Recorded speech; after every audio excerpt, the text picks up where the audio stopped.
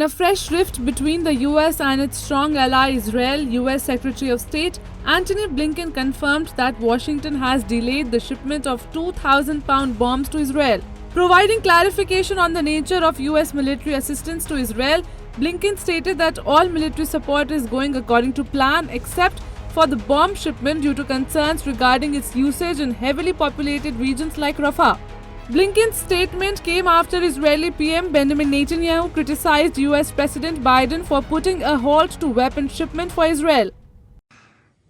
When Secretary Blinken was recently here in Israel, we had a candid conversation. I said I deeply appreciated the support the US has given Israel from the beginning of the war.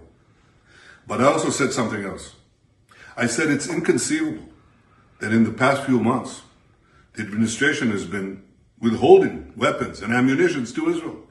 Israel, America's closest ally, fighting for its life, fighting against Iran and our other common enemies. Secretary Blinken assured me that the administration is working day and night to remove these bottlenecks. I certainly hope that's the case. It should be the case. During World War II, Churchill told the United States, "Give us the tools, we'll do the job." And I say, give us the tools and we'll finish the job a lot faster. While Netanyahu accused the Biden administration in public of holding back weapons, Blinken and the White House denied any wider weapon holds aside from the bombs as stated earlier. The US State Department underlined that despite the confrontation with Hamas, efforts are still being made to guarantee Israel's defense needs are satisfied. I can just say, again, that we have a commitment to make sure that Israel has what it needs to defend itself against a whole variety of threats. Gaza is part of it, but it far surpasses Gaza in terms of the threats they face. The President's committed to that. We continue to move these different cases through our system on regular order. We have one case that the President's talked about publicly, about the 2,000-pound bombs and concerns that we have about them being used in densely populated areas.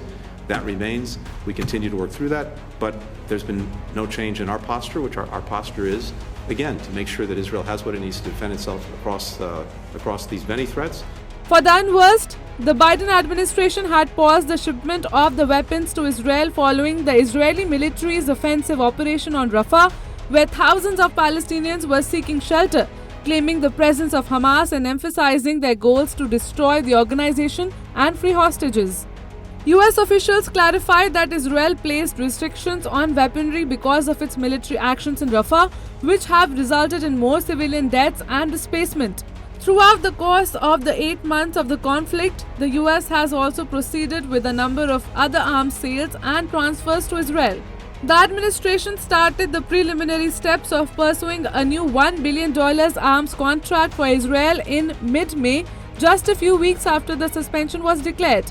In light of the intricate regional security dynamics, including Iran and Hezbollah, this development heightens the focus on the US-Israel relations. Despite continuous efforts to mediate a ceasefire, the incident highlights the tense relations between the United States and Israel.